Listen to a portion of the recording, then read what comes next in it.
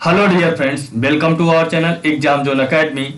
आज की क्लास में हम लोग पढ़ेंगे जो हमारे हरेक वंश है, ठीक है। और ये जो शिशुनाग वंश था, इनके बारे में पढ़ेंगे, ठीक है। इससे पहले हम लोगों ने क्या किया कि एक क्लास इसकी जो महाजनपद काल थी इसकी मैंने कंप्लीट कर लिया है और आज की ये सेकंड क्लास है। अगर आपको वीडियो पसंद आती है तो लाइक किया करो, चैनल को सब्सक्राइब किया करो, अपने भाई को सपोर्ट किया करो। तो आज की क्लास स्टार्ट करते हैं टाइम को ना वेस्ट करते हुए। निम्नलिखित में से कौन सा एक छठी ईसा पूर्व में भारत में सर्वाधिक शक्तिशाली नगर था? गंधार, कंबोज, काशी, मगध। तो कौन सा था उस समय जो सबसे ज्यादा शक्तिशाली था? वो मगध था। कौन था? मगध था। तो option number D right answer हो जाएगा। उसके बाद में अगला प्रश्न पूछा गया है, निम्नलिखित में से कौन कौन से भारत पर ईरानी आक्रमण के प्रभाव के रूप में माना जाता है? खरोष्ठी लिपि का प्रचार, अभिलेख उत्कीर्ण करने की कला का प्रचार, ईरानियों की छत्र प्रणाली का प्रचार, घंटा आकार के गुंबज की कला का प्रचार, स्त्री अंगरक्षकों की नियुक्ति। तो कौन कौन से इसमें ऑप्शन सही हैं? तो कौन कौन से सही हैं? तो आप जानते हैं खरोष्ठी लिपि का भी प्रचार हुआ था, ईरानी खरोष्ठी लिपि। अभिलेख उत्कीर्ण करने की कला का भी प्रचार हुआ, अशोक के अभिलेखों में मिलता है। ईरानी छत्रप की प्रणाली का भी मिलता है। घंटा आकार के गुंबद जो होते हैं वो उसकी भी कला का प्रचार हुआ था। स्त्री अंगरक्षकों की नियुक्ति हुई थी। तो कौन सा है? ऑप्शन नंबर डी इसका क्या हो जाएगा? राइट आंसर हो जाएगा। उसके बाद में अगला जो प्रश्न पूछा गया है, निम्न में से कौन सा एक सिकंदर के आक्रमण का प्रभाव नहीं था? इस आक्रमण ने भारत और यूनान के बीच में प्रत्यक्ष संपर्क स्थापित किया था। प्रत्यक्ष संपर्क स्थापित किया था, बिल्कुल सही किया था। इस आक्रमण ने पश्चिमोत्तर भारत में यूनानियों की स्थापना का मार्ग प्रशस्त किया, बिल्कुल सही। सिकंदर ने अनेक उपनिवेशों की स्थापना के लिए उत्तरदायी है, बिल्कुल सही। उसने भारत को यूनान रियासत का बनाया था, बिल्कुल गलत है। उसके बाद में अगला प्रश्न है, निम्न में से किस राज्य में गणतंत्रात्मक शासन व्यवस्था नहीं थी? कपिलवस्तु के शाक्य में, कुशीनगर के मल्ल में, वैशाली के लिच्छवी में और मगध में। तो आप जानते हैं उस समय जो गणतंत्रात्मक शासन नहीं थी वो मगध में नहीं थी। कहां थी? मगध में नहीं थी। यहां सब कहीं क्या थे? गणतंत्र था। उसके बाद में अगला जो प्रश्न पूछा गया है, निम्नलिखित में से किसे सेना या नियमित और स्थायी सेना रखने वाला कहा जाता था? बिंबिसार को, अजातशत्रु को, उदयन को या शिशुनाग को? तो किसे कहा जाता था? बिंबिसार को कहा जाता था नियमित और स्थायी सेना रखने वाला। Option number A right answer. अगला जो प्रश्न पूछा गया है, निम्नलिखित में से किसे उग्रसेन या भयानक सेना का स्वामी कहा जाता था? तो उग्रसेन के नाम से जिसे जाना जाता था उसे महापदानंद कहा कहते थे। क्या कहते थे? महापदम नंद को कहते थे। तो option number A right answer हो जाएगा। उसके बाद में अगला प्रश्न पूछा गया है, डेरियस जिसे दराए बाव वन या 516 ईसा पूर्व में सिंधु के तटवर्ती भूभाग को जीतकर उसने 20वां क्षत्रपी प्रांत बनाया। उसने कितना राजस्व प्राप्त किया था? 300, 360 टैलेंट, 370 टैलेंट या 260 टैलेंट या 270 टैलेंट? तो कितना? 360 टैलेंट। तो option number A right answer हो जाएगा। और ये प्रश्न आपके एसएससी वालों में कभी नहीं पूछा जाएगा, ठीक है, यूपीएससी का प्रश्न है। उसके बाद में अगला जो प्रश्न पूछा गया है, निम्नलिखित में से कौन सिकंदर के साथ भारत आने वाला इतिहासकार नहीं है? तो आप जानते हैं कौन कौन से। नियारकस आया था, एनासिटिकस आया था, एरिस्टोबुलस आया था, जबकि हेरोडोटस नहीं था। कौन नहीं था? हेरोडोटस नहीं था। तो ऑप्शन नंबर ए बी सब सही है, डी वाला इसका राइट आंसर हो जाएगा, ये नहीं था। अगला जो प्रश्न पूछा गया, महाजनपद काल में श्रेणियों के संचालन को कहा जाता था? श्रेष्ठिन, शेष, ज्येष्ठक या ग्राम भोजक? तो आप जानते हैं क्या कहा जाता था? श्रेष्ठिन कहा जाता था। क्या श्रेष्ठिन कहा जाता था? तो option number A right answer हो जाएगा। उसके बाद में अगला प्रश्न पूछा गया है, गृहपद का अर्थ क्या था? धनी किसान, धनी व्यापारी, धनी व्यक्ति या इनमें से कोई नहीं? तो गृहपद धनी किसान को कहा जाता था। Option number A right answer हो जाएगा। उसके बाद में अगला जो प्रश्न पूछा गया है कि सूची 1 को सूची 2 से मिलान कीजिए। तो अष्टकुलक जो होता था, अष्टकुलक कौन होता था? तो अष्टकुलक जो था वो परामर्शदायी संस्था थी। क्या थी? परामर्शदायी संस्था थी। जबकि महामात्र की बात करते हैं तो महामात्र जो था ये आपका उच्च कोटि के अधिकारी थे।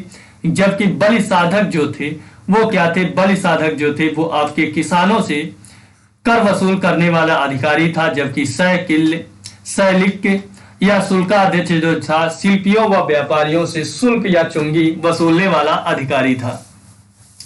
उसके बाद में अगला प्रश्न पूछा गया, मगध के किस प्रारंभिक शासक ने राज्यारोहण के लिए अपने पिता की हत्या की एवं इसी कारण उसे अपने पुत्र द्वारा मारा गया?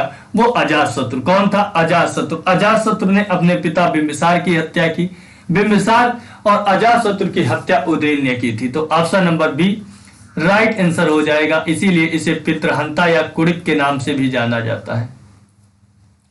उसके बाद में अगला प्रश्न पूछा गया, विश्व का पहला गणतंत्र वैशाली में किसके द्वारा स्थापित किया गया था?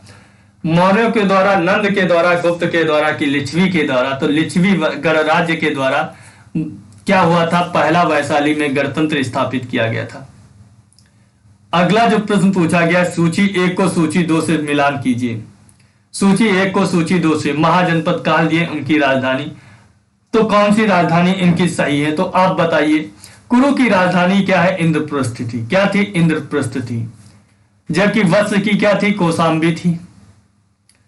वत्स की क्या थी? वत्स की जो थी वो आपकी कौन थी? वत्स की मैंने बताया कौशाम्बी थी। पांचाल की क्या थी? पांचाल की जो राजधानी थी वो कौन थी? पांचाल की जो थी वो आपकी कौन सी थी? अहिछत्र थी। जबकि आपकी कौशल की क्या थी? साकेत थी। उसके बाद में अगला जो प्रश्न पूछा गया है, निम्न में से कौन एक बौद्ध ग्रंथ 16 महाजनपदों का उल्लेख करता है? तो मैंने बताया था अंगुत्तर निकाय। कौन था? अंगुत्तर निकाय। Option number A right answer हो जाएगा। उसके बाद में अगला जो प्रश्न पूछा गया है, निम्नलिखित में से कौन एक मगध साम्राज्य की राजधानी नहीं रहा? गिरिव्रत, राजगृह, पाटिलपुत्र, कौशाम्बी। तो मगध साम्राज्य की जो राजधानी नहीं रहा वो कौशाम्बी। कौशाम्बी वत्स की राजधानी थी। Option number D right answer हो जाएगा। जबकि पाटिलपुत्र की उदयन ने क्या किया था? इसको अपनी राजधानी बनाया था। जबकि मगध की पहली राजधानी जो आरंभिक थी, जिसे गिरिव्रज या राजगिरी कहते हैं, यहाँ पे क्या होता? प्रथम बौद्ध संगीत की होती। क्या होती? प्रथम बौद्ध संगीत की होती। अजातशत्रु यहाँ का शासक होता है। क्या होता है? अजातशत्रु जो होता है वो यहाँ का शासक होता है। उसके बाद में अगला जो प्रश्न देखते हैं, अब यहाँ पे हम लोग बात कर लेते हैं। यहाँ पर जब हम लोग बात करते हैं हर्यक वंश की, क्या करते हैं? हर्यक वंश की जब बात करते हैं, हर्यक वंश का संस्थापक पूछेगा आपसे तो कौन था? बिंबिसार था। क्या था? बिंबिसार हर्यक वंश का संस्थापक था। यह सबसे शक्तिशाली। उसके बाद जब यहाँ की राजधानी थी वो गिरिव्रज थी। उसके बाद में अजातशत्रु जो होता अपने पिता की हत्या करता है, जिसे कुड़िक कहा जाता है। ठीक है। और बिंबिसार ने अपने जो इसका राजवैद्य जो था वो जीवक को अवंत के नरेश जो चंडप्रदोत थे, कौन थे? चंडप्रदोत थे। उनके पास में जीवक को क्या होता है? चिकित्सा के लिए भेजते हैं। उसके बाद में क्या होता है? अजातशत्रु जो होता है ये काशी जो होता है, काशी तथा वज्र संघ के साथ में इसका संघर्ष चलता है। उसको क्या करता है? ये अपने में मिला लेता है, बात को अपने में मिला लेता है और ये अपने पिता की हत्या करता है। इसका पुत्र जो होता है उदयन क्या करता है? अपने पिता अजातशत्रु की हत्या करता है। ठीक है, हत्या करता है। उसके बाद में क्या होता है? शिशुनाग वंश जो होता है, शिशुनाग वंश होता है। जबकि हर्यक वंश का अंतिम शासक जो था उसका नाम था नागदशक। क्या था? नागदशक जो था वो अंतिम शासक था। इसकी जो हत्या है वो शिशुनाग वंश की स्थापना होती है। शिशुनाग नामक एक अमात्य जो व्यक्ति था उसने शिशुनाग वंश की स्थापना की थी। और उसने ही क्या किया था? नागदशक की हत्या करके गद्दी पर बैठा था। ठीक है। और उसने शिशुनाग ने क्या किया था? उसने अवंत और उस समय वत्स जो था उस पर भी अधिकार कर लिया था। ठीक है। और इसने पाटिलपुत्र के अतिरिक्त वैशाली को भी अपनी राजधानी बना दिया। किसको बना दिया? अब इसने राजधानी अपनी वैशाली को बनाया। बहुत इंपॉर्टेंट है, वैशाली को राजधानी बनाया। जबकि उदयन ने पाटिलपुत्र को बनाया था राजगिरी के, लेकिन उसने क्या किया? पाटिलपुत्र के अतिरिक्त दूसरी राजधानी वैशाली को बना दिया। उसके बाद में इस समय जो अगला जो शासक आता है इस काल का शिशुनाग वंश का, वो कालाशोक, जिसे काकवर्ण कहते हैं। इसके समय पे द्वितीय बौद्ध संगीत की होती है। कौन सी होती है? द्वितीय बौद्ध संगीत की होती है। ठीक है। द्वितीय बौद्ध संगीत की जो होती है 383 ईसा पूर्व में होती है। ठीक है। और यहां पर क्या होती है? द्वितीय बौद्ध संगीत की में बौद्ध धर्म 2 भागों में टूटता है, जिसे स्थविर और महासंगीत कहते हैं। इस वंश का जो अंतिम शासक शिशुनाग वंश का जो था उसका नाम था नंदिवर्धन। जिसे महानंदिन कहा जाता था। महानंदिन का एक पुत्र जो था उसे महापदम नंद क्या होता है, नंद वंश की स्थापना करता है। नंद वंश क्या होता है, नंद वंश की स्थापना करता है, जिसे महापदम नंद को क्षत्रियों का नाश करने वाला या दूसरा परशुराम का अवतार भी इसे कहा जाता है। इसने क्या किया, एक राज और एक छत्र की उपाधि धारण की थी, ठीक है।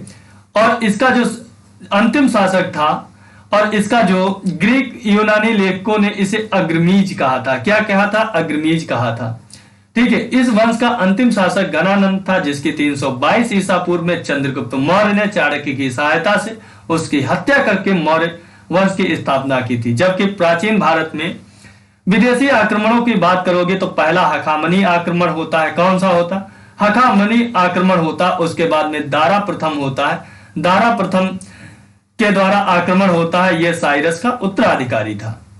उसके बाद में ईरानी आक्रमणों का प्रभाव होता है। उसके बाद में ईरानी आक्रमण के बाद में यूनानी आक्रमण आते हैं। यूनानी आक्रमणों में आप जानते हैं सिकंदर मकदूनिया के जो शासक सिकंदर थे, उनका भारत पर आक्रमण 326 ईसा पूर्व में हुआ। और उन्होंने क्या किया था, झेलम नदी के किनारे क्या किया था, पोरस और सिकंदर के बीच में युद्ध हुआ। सिकंदर क्या होता, विजयी होता, जबकि पोरस हार जाता। तो पोरस कहता है कि सिकंदर कहता है आपके साथ कैसा सलूक किया जाए, तो कहता है एक राजा के साथ में जैसा सलूक किया जाना वैसा। तो इसलिए उससे प्रभावित होकर उसके प्रांतों को लौटा देता है, उनके बीच में दोस्ती हो जाती। उसके बाद में सिकंदर क्या करता है, यहां से वापस चला जाता है और उसकी 322 ईस्वी में उसकी मृत्यु हो जाती है। कहां पर होती, बेबीलोन में होती, ठीक है। तो कल इसके बाद में जो अगली क्लास होगी वो हम जैन धर्म और बौद्ध धर्म से संबंधित पढ़ेंगे, ठीक है। तो अगर ये क्लासें आपको पसंद आती तो लाइक करना, शेयर करना, चैनल को सब्सक्राइब करना, ठीक है। जय हिंद।